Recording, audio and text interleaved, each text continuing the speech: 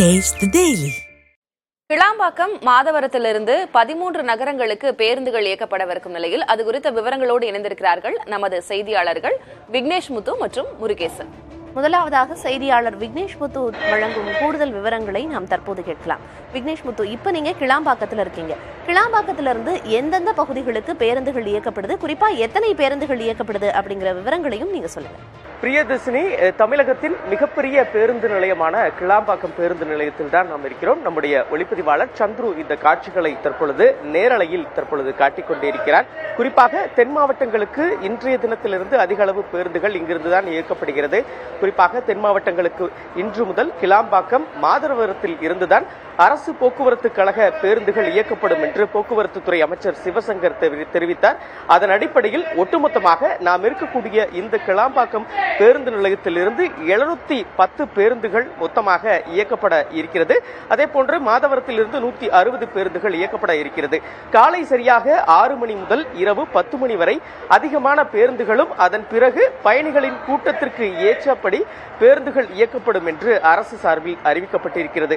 கிளாம்பாக்கத்திலிருந்து திருச்சி வழியாக ஒட்டுமொத்தமாக 118 பேருந்துகள் இயக்கப்படும் எனவும் மாதவரத்திலிருந்து திருச்சி வழியாக 18 பேருந்துகள் இயக்கப்படும் என தெரிவிக்கப்பட்டிருக்கிறது.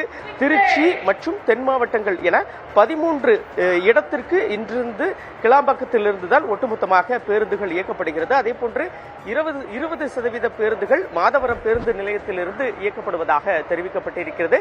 பேருந்து நிலைய காட்சிகளை பொறுத்தமட்டில் ஏராளமான அரசு போக்குவரத்து கழகங்கள், அதாவது எஸ்இடிசி பேருந்துகள் அதிக அளவில் இருக்கிறது. இங்கிருந்து திருநெல்வேலி, தூத்துக்குடி, கன்னியாகுமரி மற்றும் திருச்சி உள்ளிட்ட தென் மாவட்டங்களுக்கு பேருந்துகள் வழக்கம் போல் இயக்கப்படுகிறது.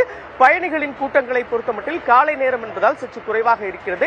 நேரம் செல்ல செல்ல பயணிகளின் கூட்டம் அதிகரிக்கும் என்று போக்குவரத்து துறை அதிகாரிகள் தெரிவிக்கிறார்கள்.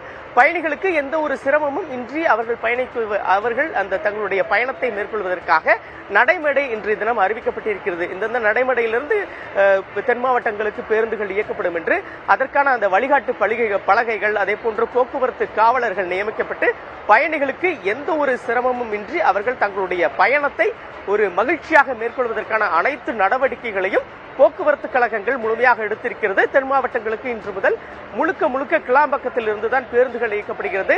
இந்த கிளாம்பாக்கம் நுழைவு பேருந்து நிலையத்திலிருந்து உள்ளே வருவதற்கு தேவையான அந்த எலக்ட்ரிக் ரிக்ஷா, அதே போன்று பல்வேறு விதமான வசதிகள் போக்குவரத்து கழகம் சார்பில் இலவசமாக செய்து கொடுக்கப்பட்டிருக்கிறது. பிரியதர்ஷினி, நிச்சயமா கிளாம்பாக்கத்துல எந்த அளவுக்கு பேருந்துகள் இயக்கம் இருக்கு, எந்தெந்த ஊர்களுக்கு இருக்கு அப்படின்ற கள விவரங்களை வழங்குறீங்க விக்னேஷ் முத்து.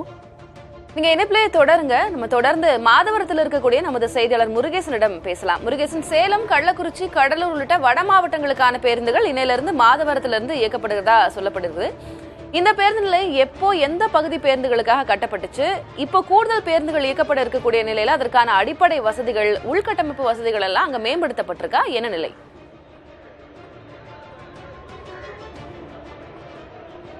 தளபதி, கிளாம்பாக்கம் பேருந்து நிலையம் புதிதாக கட்டப்பட்ட பேருந்து நிலையம் முழுமையாக மக்கள் பயன்பாடு இன்றைய தினம் வந்த நிலையில் தற்போது மாதவரம் பேருந்து நிலையம் வடசென்னை மக்களின் பயன்பாட்டுக்காக இங்கிருந்து பேருந்து இயக்கப்படுகிறது. குறிப்பாக பாத்தீங்கன்னா கடந்த 2018ஆம் ஆண்டு 93 கோடி ரூபாய் செலவில் மாதவரம் பேருந்து நிலையம் கட்டி திறக்கப்பட்டது.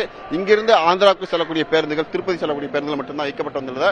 ஒரு நாள் ஒன்றுக்கு தினமும் 6000 பேரும், அதே போன்று வார இறுதி நாட்களில் 6500 பேர் தினந்தோறும் இங்கு வந்து சென்று கொண்டிருந்தார்கள். இந்த சூழ்நிலையில் இந்த பேருந்து நிலையத்துக்கு தினந்தோறும் ஒரு நாளைக்கு 12500 பேர் வந்து செல்லக்கூடிய அளவில் இந்த பேருந்து நிலையம் கட்டப்பட்டிருக்கிறது.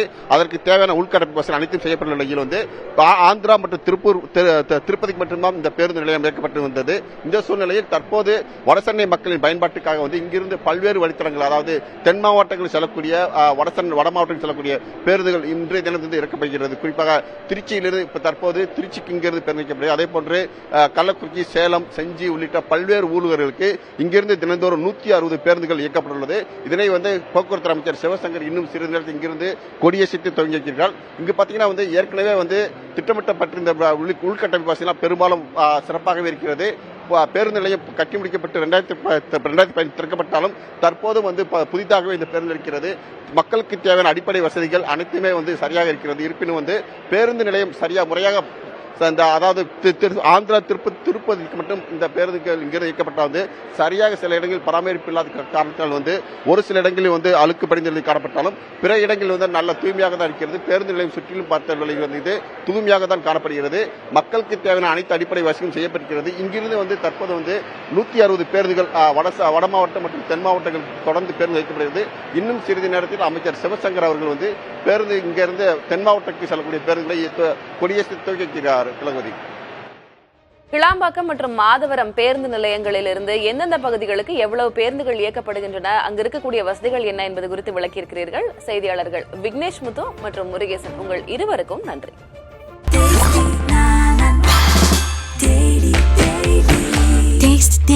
Taste the Daily.